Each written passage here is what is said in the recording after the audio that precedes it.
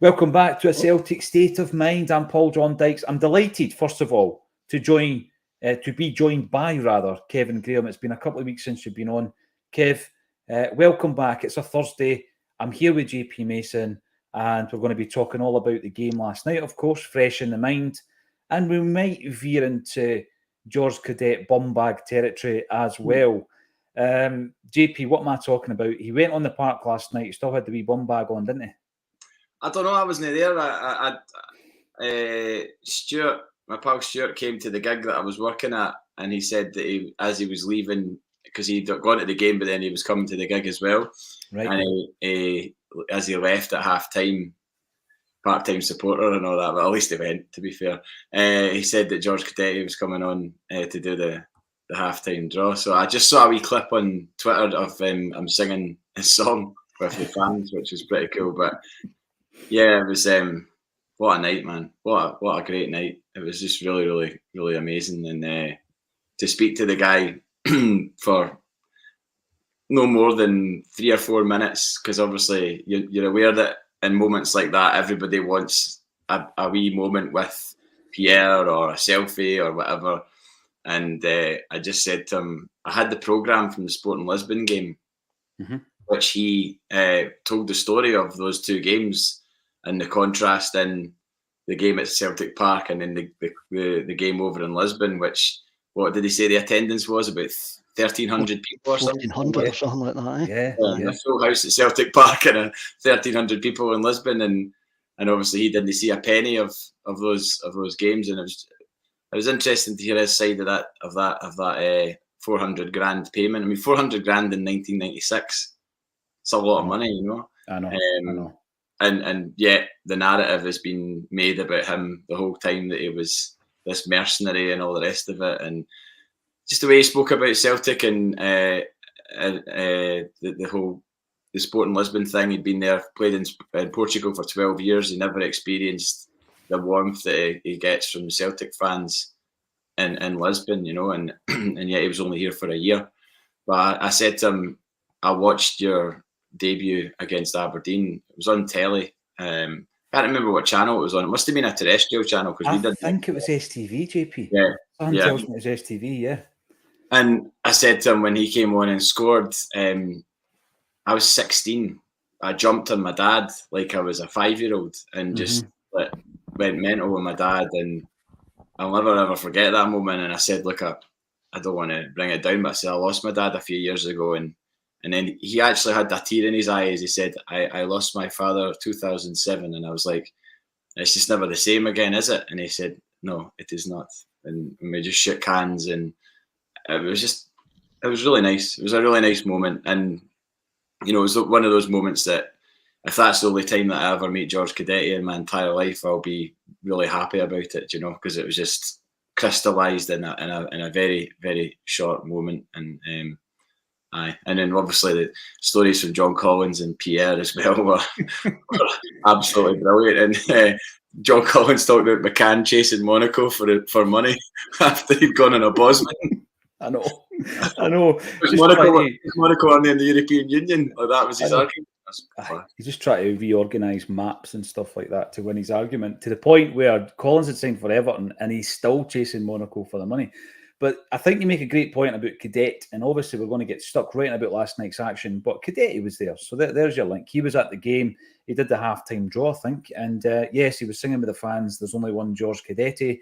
The bum bag chat is because he wore a bum bag all night, and that's what he did. I don't know, is it a Portuguese thing? I can't remember Jota ever wearing a bum bag, but there you go. But the deal was Celtic paid Sporting Lisbon 750 grand for his services. He had a previous clause in his contract that was a £2 million release clause. So that showed you, and he fell out with the club. I'm talking Sporting Lisbon. He hadn't played for them for 6 months prior to coming to Celtic. That's why he was so cheap at the time.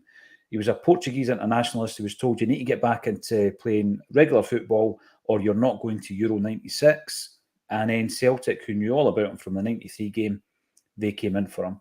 Now, the issue with the 400 grand was that he was going to get a 400 grand payment, obviously, from Celtic for a signing on fee, which Celtic done a deal with them whereby Cadete forewent that 400 grand as long as it was paid after season 1, the following season, if he had a good season.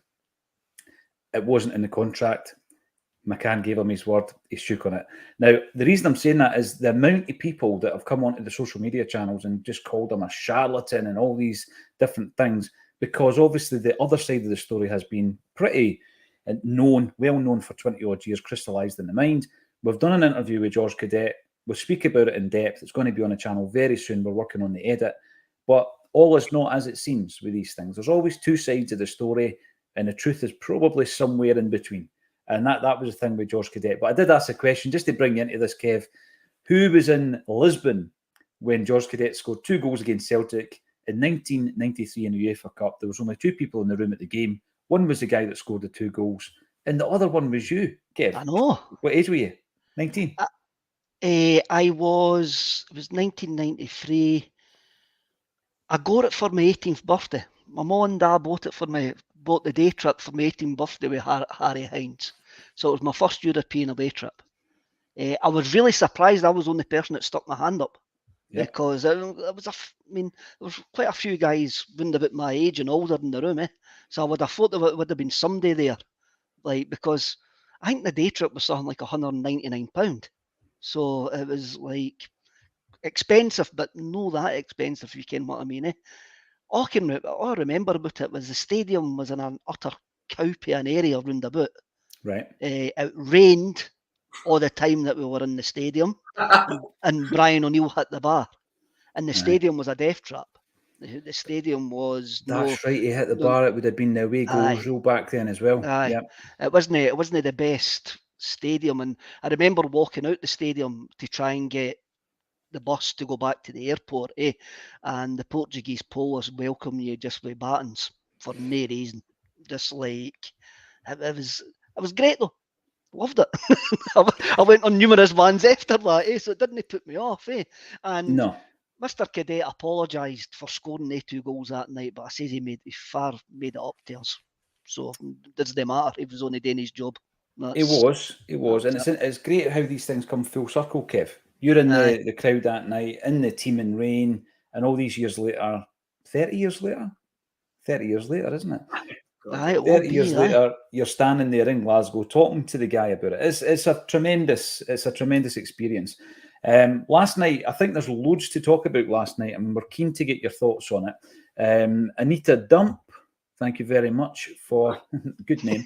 Thank you very much for your support. You could basically call yourself just about anything, really, and you're going to come up, unless it's going to be offensive. Jungle Lion, Kevin, you've been tickled with that one. Jungle Lion, I'm going to bring this up. It's not the biggest headline at all, but some of the decisions last night were bizarre. Jungle Lion says, pick the board weren't so forceful on the corrupt officials than a few Neds in our support. And Jungle Line isn't calling the Green Brigade a few Neds, I don't think. It's obviously there have been isolated incidents that are in that statement Celtic put out. There were 6 different points. We'll come back to that after we've spoken about the game. And we were talking yesterday about individuals, JP, who behave in a certain way, and obviously everybody pays the price. But we'll come back to that on the Green Brigade, because it would be good to know your views on it. And you and Boy Martin, I was a bag of nerves last night watching that, but soon relieved, went, scored the winner. Right, let's get to the action. Kev, it was one of the games that we've seen quite a lot under Brendan Rodgers first time around. I mean, you remember the trebles, you remember the Invincible season and all the highlights and the goals. There was a lot of games like last night in the first tenure under Brendan Rodgers, weren't there? I mean, sometimes he plays in a certain way that will get the result, but it's not very pretty on the eye. You don't come away thinking, wow, that was swashbuckling. Last night was a bit like that, wasn't it? Aye, it was a bit like that. It was just important that we got the win last night, because it would have been an utter crisis point if we would have drew 2 games in a row. There would have been guys calling for folk to get sacked and thrown off the top of the stands and stuff like that if we had drawn 2 games in a row. Especially the guys round about me. I think some folk just go to the football to have a moan about anything. that they're actually watching, and it was quite. We were spoiled, and it's the same when the team came out, every one of your players would walk into that St Mirren team. Mm-hmm. We've got a big squad. We can't complain. And you can talk about the quality of the squad all you want. Every one of your players would walk into any other team in Scotland. And that's the matter of fact. And it's up to the players to actually perform. But it was just, we're very studied. We need somebody to take that wee maverick role and do something. And Yang done that when he came on. He went, I'm going to go buy this boy. I'm just trying to try and spark this into life. And for all his faults on Saturday, and for all his faults on Saturday, Mikey Johnson tried that as well. He ran the ball at the park a couple of times, but he was trying to do something. He was trying to be, I'm going to make something happen here. And you had guys last night who weren't willing to make that happen on the wings, and in the midfield. Callum McGregor was quiet. Matt O'Reilly didn't have a decent game. David Turnbull flattered to deceive, then missed the penalty and completely disappeared for the game. And the way that Brendan plays, the pragmatic approach, you need guys to go, I'm going to do something a wee bit different here. And we lacked that on Saturday. And when we eventually got that spark, we just didn't get the break. Forrest hitting the bar. But last night we got that spark and got that wee bit of quality that we didn't have on Saturday, actually get the breakthrough there.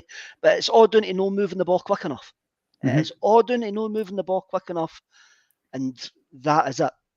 If we move the ball quick enough and match the work rate of the other team, we win. But we need to move that ball quicker. Yeah, and I think that's why David Turnbull doesn't look like he's a great fit, actually, despite the fact he scored a tremendous goal last night, despite the fact, JP, that I rate him very highly as a footballer, and yes, he would step into just about any other side in the country. I don't know if he's a fit because he doesn't play that fast one touch. He labours the play. He likes to turn. You've seen him doing it so many times. I think that's the reason why a lot of the moves break down. I don't think James Forrest has the pace. So the pace of distribution is what Turnbull's problem is. The pace actually to hit bylines, etc., is something that James Forrest can no longer do. So it breaks down when it comes to this type of player. I want to focus on some of the individuals first, JP, and then talk about marking the thoughts behind what's happening and what's not going right in the wing positions and some other areas of the park. But Yang, Kev mentioned Yang. Let's start with him, right? When he came on, he looked like he really wanted to make an impact. He made an impact immediately. There was a moment of play where he's taken on two players. The skill was sublime to take on the two players. He looked in the mood. And this is a guy I thought that looked really promising when he first came into the side, took a bit of a dip, and then he comes on last night and he looked electric again. I wasn't quite ready to write him off, but we've been talking about quality on the bench. Many other people were, by the way. I know. This is the thing. Writing them off, they're just in the summer. South Korean, adapting to so many aspects of life in Scotland and Scottish football. And he comes on and he reminds us that, he is a talent. He looked brilliant. He looked really immediate and he made a great impact last night. Well, obviously it's pretty difficult for me, someone who's used to going to the games, to not have the 90 minutes under my belt of watching it, as a fan, where you've seen every kick of the ball, you've seen every bit of body language, whether it's someone celebrating a goal or not celebrating a goal, as David Turnbull did last night. Don't get that at all, but maybe more on that later. But on Yang, I think I said a couple of weeks ago that Brendan Rodgers will know when to put that guy back into the team. It's almost like you've wound someone up to the point that you're ready to release them. And he obviously saw what was happening in terms of the guy's confidence or whatever. And when you talked about the dip, and he's taking him out to protect him, because he maybe just felt that he wasn't the type of guy, personality or whatever, that was able to play through it. Sometimes players can play through it if they've got a bit of credit in the bank, i.e. Greg Taylor, who's got two solid seasons in the bank of good football and playing at a high level.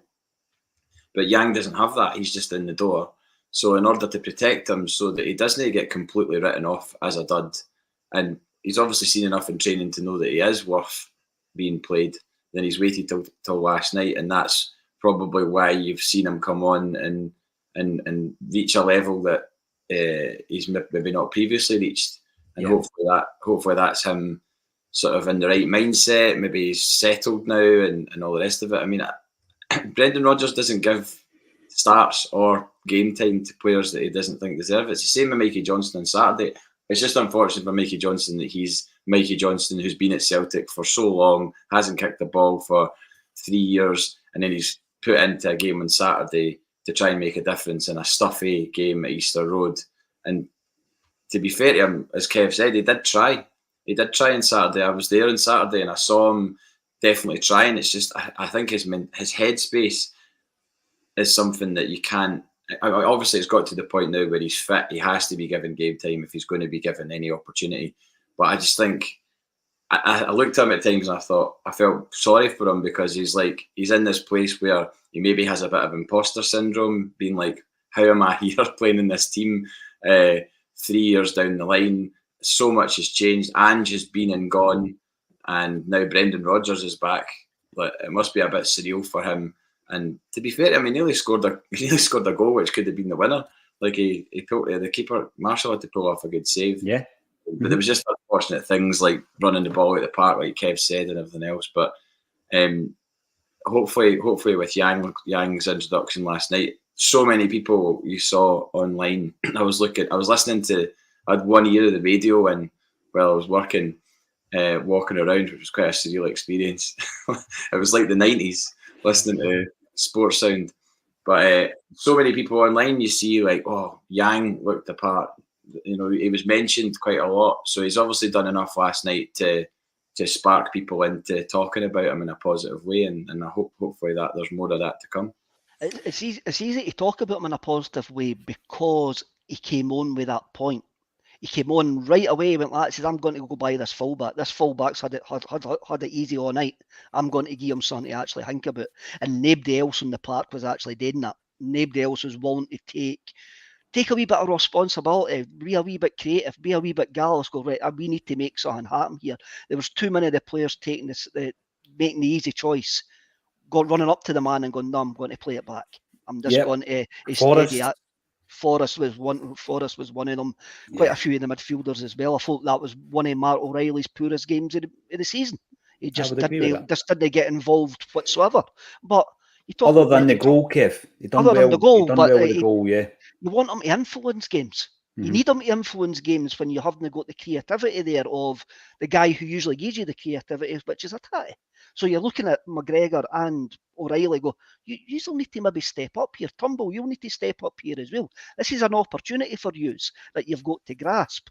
And they're still not maybe there yet, but they've got plenty of time to actually do that. But where was Mikey Johnston last night? I was just about to ask that question. I've not seen anything. I know Rodgers has spoken about Carter Vickers' absence, and he's basically put it down to a recovery game where he says, he's coming back from injury. He's been rested. But he's no mentioned Johnston as far as I know. I listened to the post-match last night and he's no mentioned Mikey Johnston. It seemed unusual that he's come in after being out in the cold and he gets the game and then he's not on the bench. I hope to God for his sake he's not picked up on another injury. My take on the wingers, Kev, I agree with you. Very laboured going back, not being direct enough. Yang came on, gave us a spark. But if we look at that last season, in fact, the last 2 seasons, something that we did on a regular basis, and Kyogo benefited time and time again from this, was that Jota loved hitting the byline, Abada loved hitting the byline, and then, the crosses would come in. Often the near post cross, which Kyogo loves, and sometimes Abada was on the back, the end of Jota's back post crosses. That's not happening anymore. So you look at the wingers, right? Maeda is, right, I love Maeda. He's not a great crosser of the ball.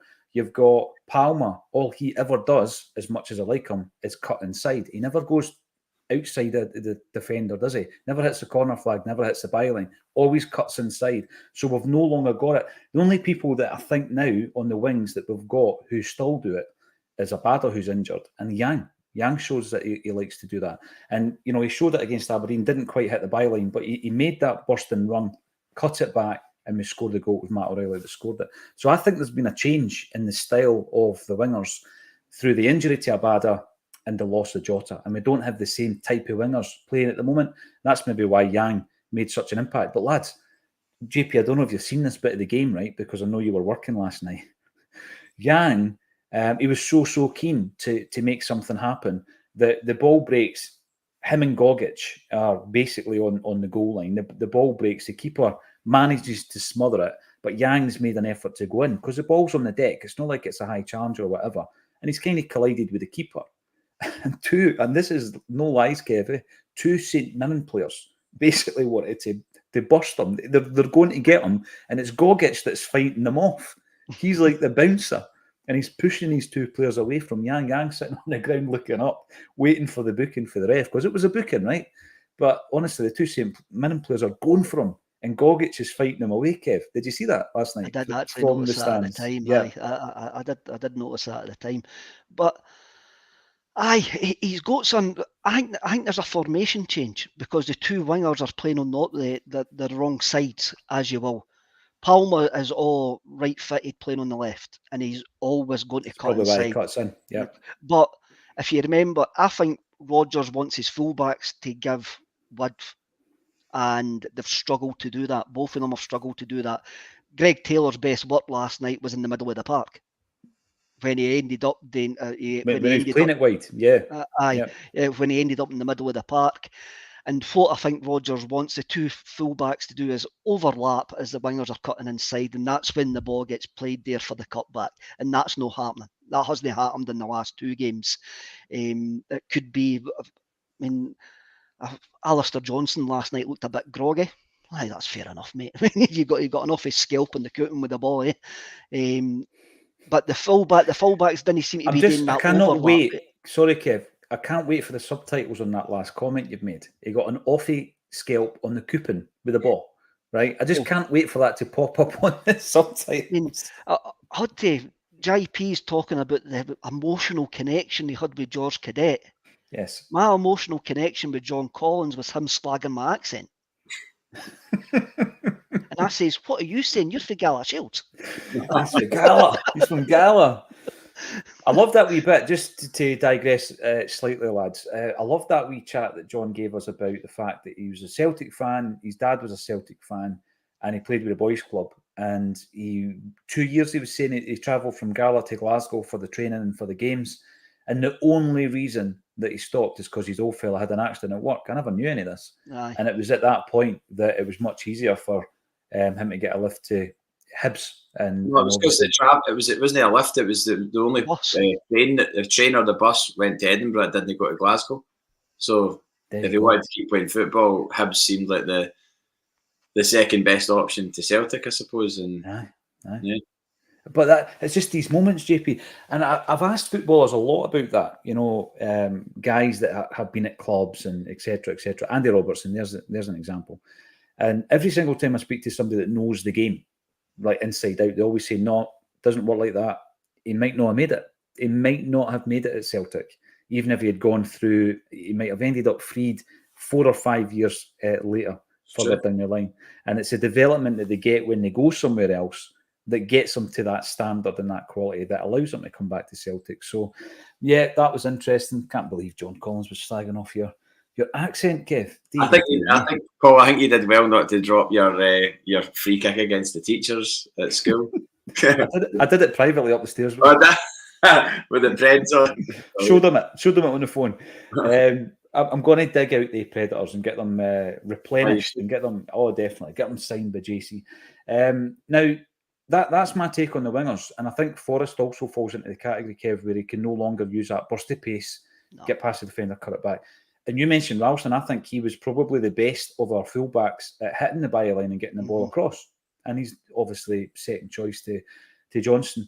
I don't have Matt O'Reilly here as a point of discussion, but you raised Matt O'Reilly, and it was one of his more quiet games.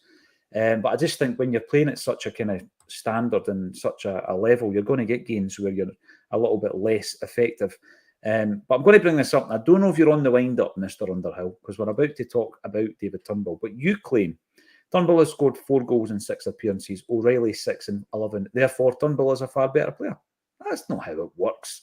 Now, David Turnbull this season has indeed scored 4 in 9 appearances for Celtic, 445 minutes on the park. Matt O'Reilly, 6 goals, 5 assists, 15 appearances, 1,277 minutes, man of the match performance against Atletico Madrid, and undoubtedly our best player and most consistent player this season. I don't think the argument is about O'Reilly and Turnbull. I think the argument is the missing jersey at the moment is Hatate because he's injured. Bernardo gets 2 games, Turnbull gets a game, and then Holm comes in. And for my money, at this moment in time, if I'm picking Turnbull, Holm, or Bernardo away to Ross County, JP, agree or disagree? I'm going for Holm. It's a big call. It is a big call. You've heard me say enough times that I don't think Turnbull is as bad as people make out. I mean, even last night, it was a case of, because he missed the penalty, he doesn't get any credit for his equaliser. and because he puts his fingers in his ears, he's this or he's that. I don't understand the fingers in the ears thing, right? You've just scored an equaliser against St Mirren at home. Why would your first thought be to have a pop at the fans?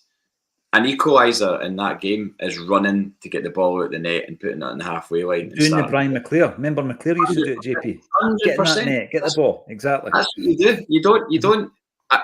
It would have been embarrassing if he'd ran off and did a knee slide or any other kind of celebration, because ultimately it was bringing us back into the game against a team that, no disrespect to them, we should be beating. Every time at home, not 9 times out of 10. Every time we should be beating St Mirren. But obviously you've got to give them credit for the season they've had so far. I mean, it was a tough game. It's still a game that we should be winning. But I don't understand that immediate fingers in the ears thing, because it's just it leaves a bad taste, because it's like, right, okay, we get you frustrated, we get you've had a lot of slagging, don't know how much you see on social media, probably best you don't go on it. I certainly wouldn't if I was him, because one comment can affect you. God knows how many thousands of comments there's been about Turnbull that veer on the abusive rather than just like a constructive thing. So I get that it's a frustrating thing, and I get that he's not had a lot of game time, but I think he would have been a bit wiser to do the Brian McClare and run, get the ball, and that would have been a better look for me. Maybe save the fingers in the ears for a last-minute winner or something like that.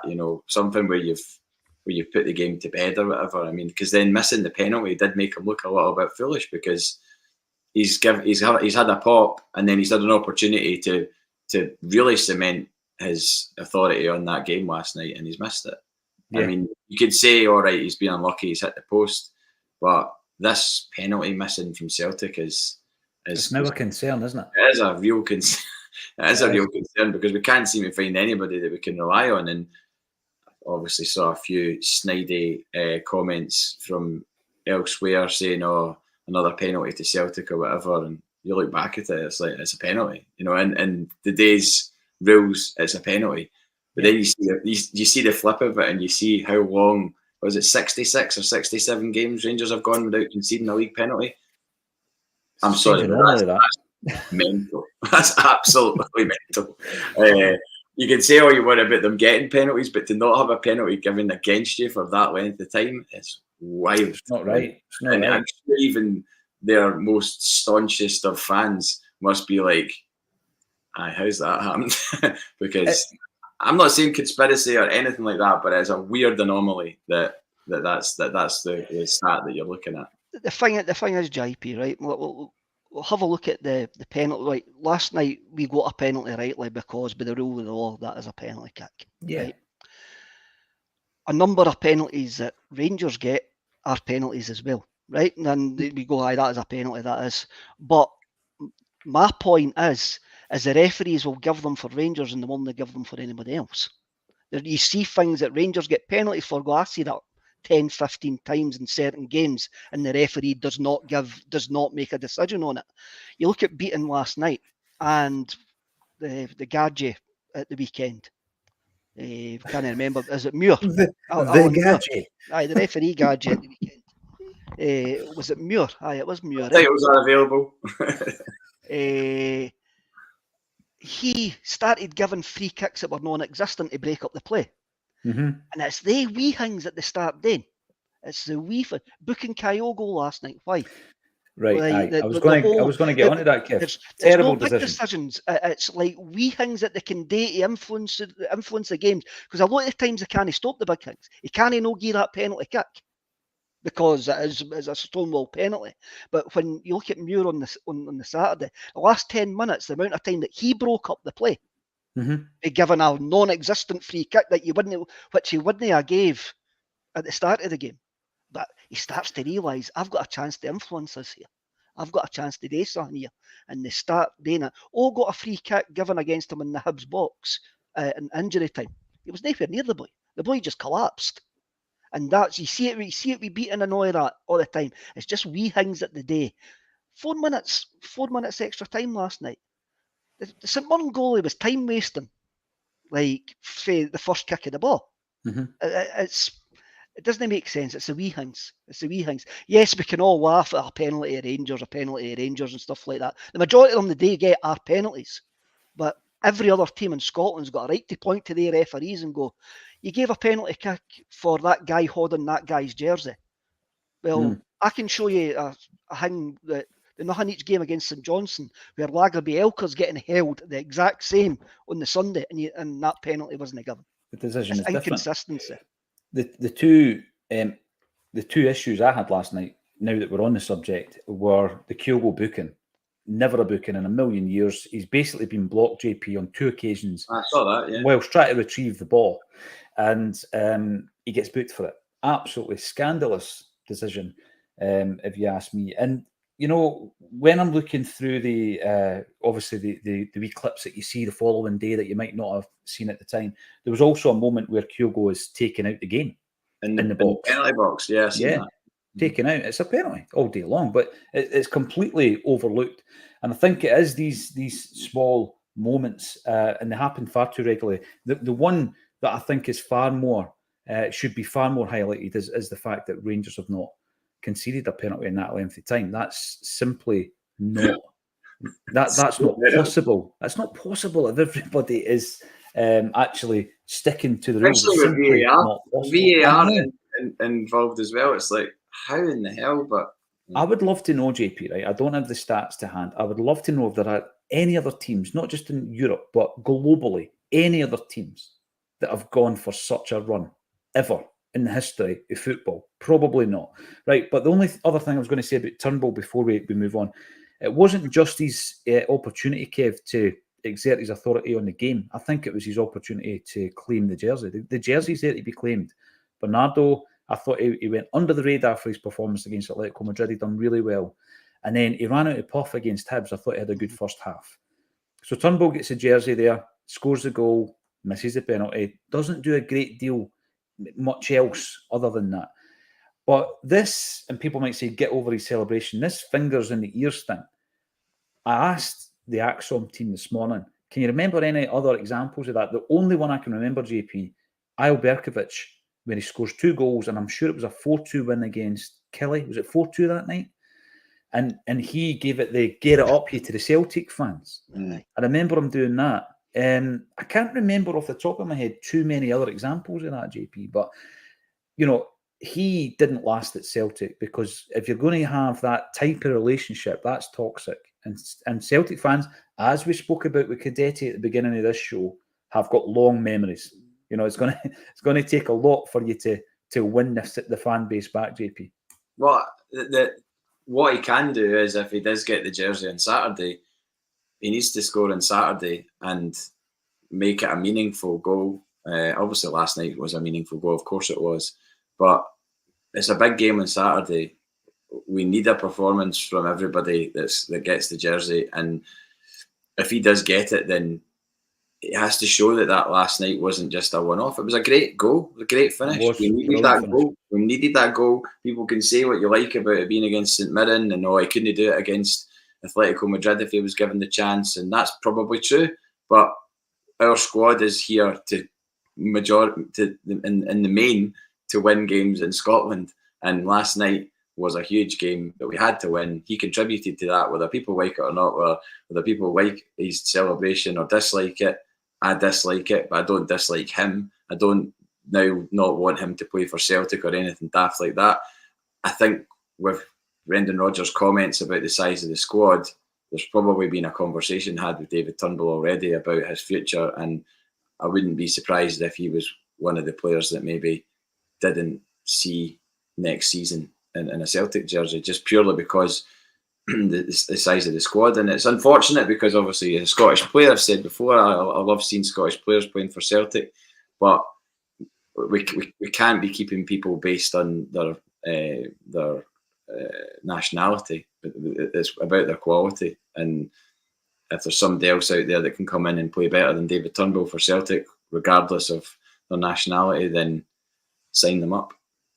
He's 24 years of age. He's got a great future ahead of him. I just don't think his kind of language style, that the lack of pace in which he moves the ball, is going to suit what Brendan Rodgers is trying to do. Because we're coming up against packed defences time and time again.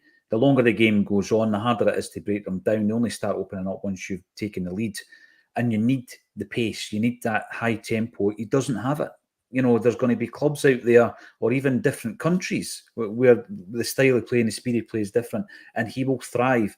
And I fully expect him to be a regular in the Scotland national team as well. And he's definitely going to have a great career. I think what he needs, Brendan Rodgers obviously has to be mindful of the fact that on paper last night, David Turnbull scores a goal in that game, an equaliser against a stuffy opponent, and it starts the game as well. So he's got to be careful of how that looks if he does drop him on Saturday. That it's not really a very good advert for the squad in terms of like, oh, you get in, you score a goal. Fair enough, you miss a penalty. Anybody can do that. Hatate missed a penalty, and he's the sort of the golden god in terms of how people think of him. But I think you need to be careful in that. So I personally think that he probably will start Turnbull on Saturday. Well, obviously we'll see, but it's just that kind of like constant rotating of that one position is that probably jersey. a good idea. He done it against Aberdeen. He started the game against Aberdeen after the opening day, and didn't play so well, and he was hooked at half time. But yeah, I think you're right. What does it do for the player's confidence as well? You know, here's a guy that we've got a run of fixtures between now and the January window, if indeed he leaves in January, and you need him. You actually need him. Hatate's out, you know, so he's got to be kept high in confidence. Sorry, Kev, I butted in. You were going to say something. No, there's a thing that Turnbull's got that I haven't seen in any other of the midfield options we got. He can bang it from outside the box, and he likes doing that, and that's what he's got in his locker, and that's what Rodgers like. You remember the amount of goals that Stuart Armstrong scored from outside the box under the Rodgers team? Rodgers knows for a fact, where Postecoglou you like to actually go in and do the wee hangs and get in the box and cut it back. Rodgers sometimes likes his midfielders to have a ping, Ryan Christie style, have a ping, because sometimes that's the only way that we're going to break this out. And for the midfield options we've got, Turnbull's the only one that does that. And I think that's why he probably got in last night, and it wouldn't surprise me if he started on Saturday either, because of that reason. And when you look at Bernardo, didn't even get any minutes last night. That could have been a fitness issue as well. It could have just been, look, you ran out of steam. You had a big game against Atletico Madrid. You've ran out of steam on Saturday. We'll just give you a wee break on this one. Well, like, if we didn't need you, you're not coming in. Holm's back for injury. We'll bring him on. But Turnbull's got that, and there's sometimes Callum McGregor used to have that. He hasn't got it anymore. He didn't see him taking many pings for outside the box. But Turnbull's always the one when it breaks 20, 25 yards out. As a midfield, you go, he's going to give us a dig. He has got. Hatate's done it a couple of times as well, but not as often as Turnbull. That seems to be his go-to, and maybe that's how we recognised his talent, because the amount of goals that he scored for Motherwell. But as you say, Paul, it's that sort of languid style. He'll take that touch, he'll look and go, I'm pinging this because I can't be bothered running. But it could be that. Yeah. It could be something as simple as, well, it's not as simple as that. But you were saying about the fitness thing. Do you think, obviously it was spoken about a little bit, but do you think that that Saturday's performance was actually a fitness hangover from Wednesday? Like fatigue. Considering the game finished at what 10 o'clock Wednesday night, and then you've got Thursday, Friday. Maybe one of them is a recovery day. Surely they didn't train both days. You've got mental fatigue, big man. Aye. You've Aye, got mental definitely. fatigue. You've got Palmer, who I think still living off scoring against Atletico Madrid. He's gone, this is great, and he just can't get back into that zone. The last 20 minutes against Atleti was like we were dead on our feet, absolutely dead on our feet. And I think the way that we've started the last two games, I think there has been a bit of a hangover for that. But I think it's more mentally, because a lot of these guys haven't done, been up there, next thing you can, you're at Easter Road, haven't won a game. Yeah. Being up there, next thing you can, you're back against a team that's got no intention of coming out and playing football whatsoever. You're right. They You're go, right, Dave. they go 1-0 up. And I think Turnbull's celebration was a wee bit of go at the crowd in the stadium last night. No online. Because as soon as we went 1-0 down, the place groaned. There was a big groan and everybody started getting on everybody else's back. And I think he's gone like that, gone, just calm down. We've got this. I think it was more to do with that rather than David Turnbull sending out an Niall Berkovic message. You know what? I was like that. talking about celebrations, Kev. I was surprised Big Pierre couldn't remember his celebration. Can you remember it was the Hulkamania celebration he did when he scored against Rangers? He went down and gave it the big one, aye. And I was asking me, I can't remember that. Everybody remembers George Cadet. Talking about missed penalties, Cadet never missed one because he never took one for Celtic. Paul McLean would like to see both Turnbull and Holm start on Saturday. I would say, could be wrong, it's a question of one or the other. And that was part of the kind of tagline today, because I think three of the best performances last night were three of the players who are on the fringes who came off the bench. And the David Turnbull discussion inevitably leads into the Odin Thiago Holm discussion, because I think that up until now, he's definitely shown signs of what he can do. I've suggested earlier, if the development happens properly, and if he continues to develop and progress the way he has done, I think long term he definitely has the potential to be a replacement for that number 6. I think last night wasn't about being a number 6. It was the quality of his pass after the wee flick from Kyogo was what created the chance. That speed that we were talking about, JP, up top, you need to be, and Turnbull doesn't do that. Turnbull would have put his foot on the ball, done the wee pirouette, looked up, and by that time, Ozil got the space. But he did it, and it was instinctive. And I think he's shown loads at the age of 20 that he's definitely one for the future. Whether or not they're going to drop Turnbull for him, I'm not so sure. Have you been impressed with Holm in the dispatches that we've seen, the cameo appearances? Apart from his rash red card in Rotterdam, there's a lot of R's there, wasn't there? A rash red card in Rotterdam, that was completely accidental. You should write my headlines. That's poetry from the man up top there. I wasn't impressed with that tackle because that left us in a bad way and in our first away game in the Champions League. But I have been impressed. I think I said after I saw him play a game at Celtic, I know it was away at Pataudry. He came on at Pataudry, didn't he? I remember seeing the way that he brought the ball down and just immediately took a touch and ran on with it. And I was like, all right, okay, this he's a bit different than other players that we've seen come in of that sort of nature. Because you obviously fear the worst in terms of, is this just going to be a guy that does all right, a little, like shows a flash, ends up going out on loan for a season and then we never see him again? Because how many times that was rinse, repeat, players that have done that, you want to hopefully think that this guy will eventually pick up the jersey and do a Matt O'Reilly and nail it down and play for Celtic, become a Celtic player, not a guy that came in with promise, leaves and ends up like Karamoko Dembele playing for Blackpool or something like that, because everybody thought Karamoko Dembele was going to do the business, and well, he hasn't, has he? He's not gone on. He's not gone on to prove us wrong in terms of the club for letting him go. So I think Holm. I think Holm is definitely worthy of minutes and time in the pitch, because he got it last night, and I think Brendan Rodgers has spoken quite favourably about him. If I remember what he said in the little bits of interviews, he said that he likes them. So yeah, Saturday's a really, really tough game.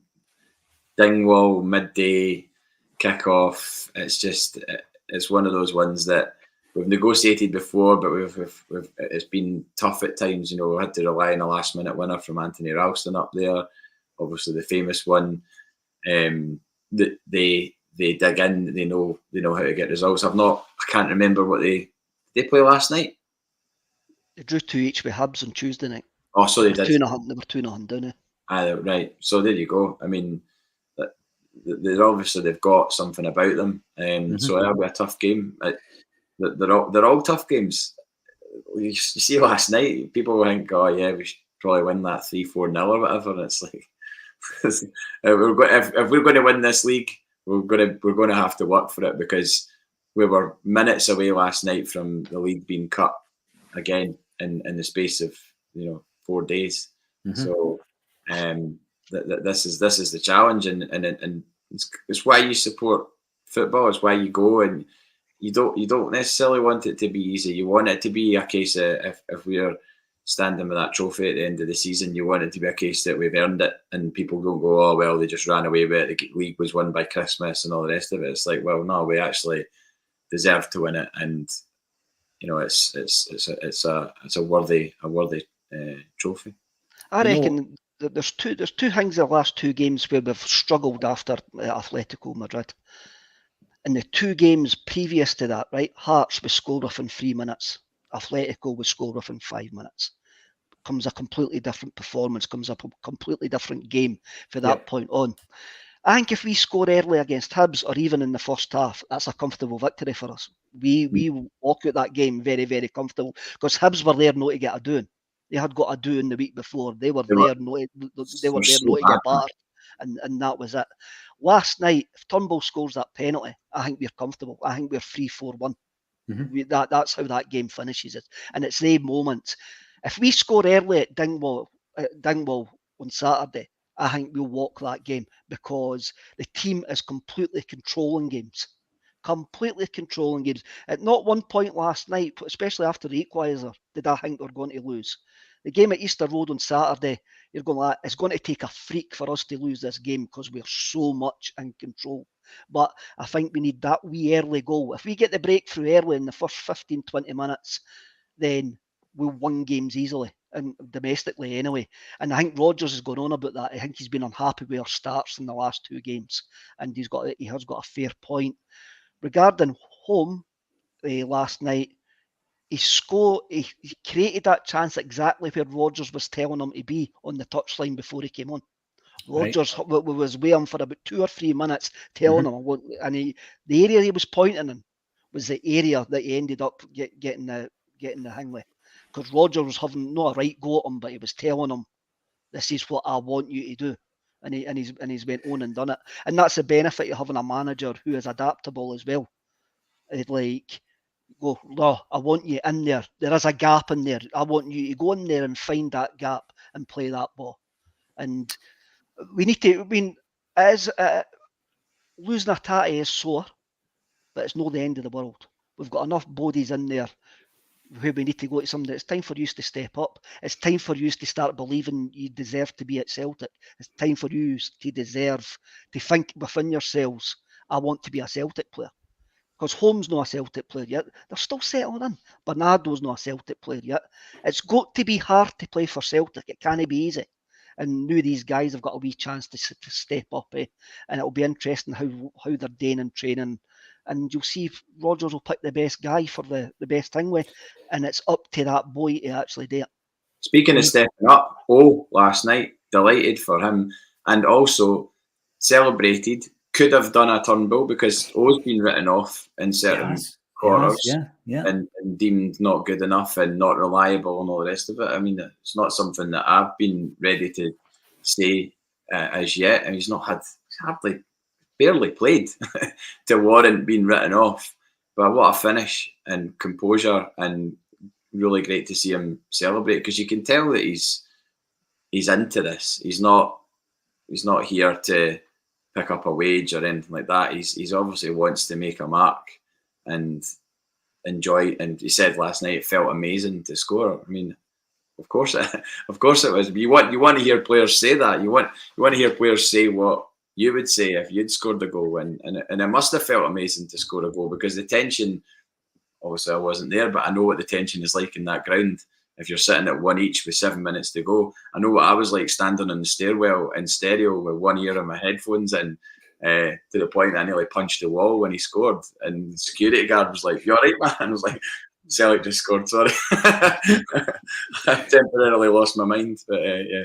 That's what we love, though. It allows you to embrace and cheer and behave in such a way that you would never do anywhere else under any other circumstance. That's why, obviously, JP, you and I and Kev as well, love a chat about music, because, you know, you sing and dance and cheer and jump about. You don't do it any other place other than a music venue or at a football game, you know, unless you're 3 sheets to the wind. But the two things I was going to say there, Holm, I'm going to make a bold statement. I'm going to say he starts against Ross County. And the reason for it is twofold. The first one is David Turnbull scores the goals, gets the man of the match performance against Ross County first time round, and, you know, absolutely flatters to deceive against Aberdeen in the follow-up game, and he's hooked at half-time. That's one of the reasons. The other reason is this. I think Holm's better suited to the opponent away from home, that type of game. I mean, if David Turnbull's anonymous in the first half against Ross County and we go in at nothing each, it's going to be another slog, isn't it? You know, so I just don't think... Maybe rest Matt O'Reilly, though, on Saturday, because if Matt O'Reilly was out of sorts last night, as you both said, then maybe Matt O'Reilly needs a rest. He's played every single game, pretty much. Went away on international duty, fair enough, he didn't get minutes, but he still went away and did the travel. Yeah. He's not had a moment to rest, so you've got to rest players at some point. You can't just play the same 11 players every single game. So, I mean, Cameron Carter-Vickers got last night off, not because he was injured, but to give him a bit more recovery time. So he's one of our biggest players. So I don't think it would be insane to say that Matt O'Reilly might not start on Saturday, given what we've got coming up on Tuesday in Madrid. No, you're right. You've got an eye on that. You've got to play the snooker. You've got to play the snooker shot to know what your next move is. And obviously, Saturday's game is massive. I'm not trying to play it down or anything, but you have to think about the players' mental and physical well-being. And I'm sure Brendan Rodgers will be. He's not some sort of heartless maniac that just will drive players into the ground to play for Celtic, because that's not going to work long term. And then the players will... I mean, I was quite surprised that Alistair Johnson started last night, given what happened on Saturday. I saw some spurious claims saying that if you've had a head knock, there's a minimum 7 days or something, you have to not play or something like that. Right. I don't know if that's nice. I don't know if that's true or if it's just people making mischief online or whatever. But yeah, I thought, and Johnson's been a little bit out of sorts. I don't think he's been as effective as he has been. I think you're looking for more from him, given what we've seen of him already, and we know what he can do. And in much the same way as Rio Hatate is, we've seen what he can do. So when he doesn't do it, you're like, come on, man, we know what you can do. Gaze it, and obviously we're not going to see it for a few months now, which is unfortunate for us and him. No, you're right. It definitely is. The other question then, JP, if O'Reilly wasn't to play, we might actually see an appearance by both Turnbull and Holm. That's a potential. For a period last night, we seen that Kyogo and O can coexist in the same game on the same park at the same time, rather than just sticking to the one up top. Kev, is that something that under the right circumstances, like the three at the back that we saw against Atletico Madrid, that Brendan Rodgers might utilise? I mean, we talk about game time being at a premium when you've got somebody like Kyogo Furuhashi leading the line, and it will be for obvious reasons, but do they both get a start? Is that something that we could look at? Because Brendan is adapting. You can see that he's not just going to be fixed with one shape when he starts. You know, he's going to play the opponent. To be honest, I think the two up top is something I'd have been playing more last night than at Ross County. But do you think it would happen at some point this season? I mean, Kyogo sort of dropped, a wee bit Yeah. deeper rather he than did. being a two, and he did influence the game more, coming deeper, even though he was quiet for the majority of the game, not through any fault of his own. It's not happening for him. I've noticed quite a few European teams now playing 4-4-2. It seems to be coming back in vogue. Is it back it in seems vogue? to be coming back in with the hipsters and the Guardian readers of this world who actually think they know about football targets and tifo football and stuff like that. Can I see the two up top? No, I think he's got the front three. If he was gone for the two up top, I would like to see Maeda through the middle. I would like to see him, but because of Maeda gives us something different on wide. The one change I would definitely make on Saturday is Maeda has to start, because I think away games suit him a wee bit better than teams sitting deep at Celtic Park. I think he does his best work away for him as well. So I would probably start Maeda. And even though you're going on about Yang and he had the wee cameo last night, I still think Palmer's maybe just edging in front of him. But if Palmer's confidence seems to have dropped in the last two games, it could be worth maybe taking him out and going, you're maybe going to need to sit this man out because you're no there. But going on par, I think Maeda definitely needs to play. I think the James Forrest experiment didn't work last night, even though he had a decent 20 minutes at Easter Road. It didn't work last night, so Maeda has to come back in. The midfield, the resting Matt O'Reilly. No, the drop of Matt O'Reilly is probably, it could be an option, but I can't see it happening. Really? I just can't see it happening. But it'll be interesting to see who comes back in. And the way that Brendan's operated this season, I could probably see Bernardo starting on Saturday in front of Holm and Yang, in front of Holm and Turnbull. Do you see on Forrest? I know I always seem to be like some sort of Forrest cheerleader, but obviously hits the bar on Saturday. Could have been the hero. Keeper pulls off a brilliant save last night. Could have been the hero. Brendan Rodgers comments on him. I'm not willing to just throw him in the scrap heap. Everybody likes shiny new toys, but James Forrest is a good professional, and also said that he's the fastest in training. So did you read those comments? Yes, and someone I did on a number of the old Celtic blogs. I read that. But yeah, that goes against what I was saying earlier about that speed to get in behind maybe the speed of thought is not there in terms of the same way that Holm is or other players are, but in terms of his actual pace in a bleep tester, presumably that's what he was talking about, it is still there. So I just can't believe. I was willing, see when that shot came off the bar, I was so gutted for him on Saturday because I just really, really wanted him to be the match winner, to make a difference, just to really give him that bit of confidence and shut some people up who say that he's done. I don't think he's done. I really genuinely don't think James Forrest is done. Is Matt O'Reilly done because he didn't play well last night? No. That's what I was saying, big man. I'm going like that. Look, he done well for the 20 minutes he came on, or the half an hour that he came on Saturday. He kind of gave us a wee bit of impotence down that side. It didn't work last night. Whatever he was meant to be doing last night. Impetus or impotence? Yeah, good call. Whatever you want it to be, mate. Whatever you want it to be. Whatever's going on in your life. It can be whatever it can be whatever you want it to be. It didn't work last night. But that's not to say it won't work in the future. That's not to say that. It just didn't work last night.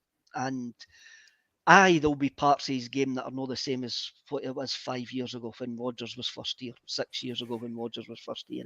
But if they've got other options there, then he could be a great player to come on as an impact sub now. That's not that, but certain games where you bring on and I've got the non-safe what I'm going to do here. Like Paul said, we've got a squad, we need to use it. And we can't buy players in November. Do you know what I mean? And if injuries happen, these guys are going to have to play. So what are you just going to do? Not get behind them and not want them to do well? Just go on. Yeah, well, there was about 30,000 last night that were doing that. Was last night last night, just as a wee diversion here, was last night actually a sellout? No. Was it announced as a sellout? You know, a week or two ago. It was. I think Yeah. I remember seeing that tickets are now sold out for the St Mirren game. Yeah. Because this is the thing about the ticket exchange scheme that we keep talking about. Games like last night, you know, it's a sellout. Can't go and buy a ticket, but there's loads of people who haven't made it to the game.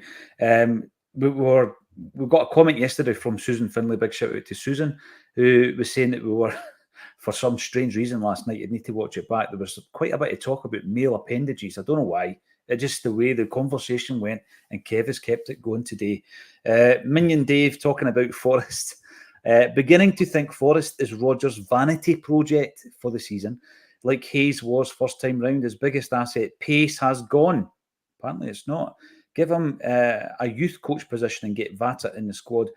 Vata, of course, scored a hat-trick last night for the B team, and you can only play like that for so long before you can no longer be ignored. I would like to see Vata breaking into the squad at this moment in time. I think if there's a pecking order, Forrest is still above Mikey Johnson, but perhaps Vata has got him in his sights as well. Listen, there was loads more to talk about, but because it's Kevin JP and the conversation has been flowing, we have ran out of time. That's over an hour. I wanted to talk a wee bit about the defensive areas, and in particular Phillips, and whether or not he stays in the team. I think he lacks pace, a wee bit like Lagerbielke. There's a lack of pace there. So we'll see how that is viewed when the starting 11 is named at the weekend. I've got to thank absolutely everybody for getting involved in the chat. Thanks very much. We're going to announce our next gig at some point today.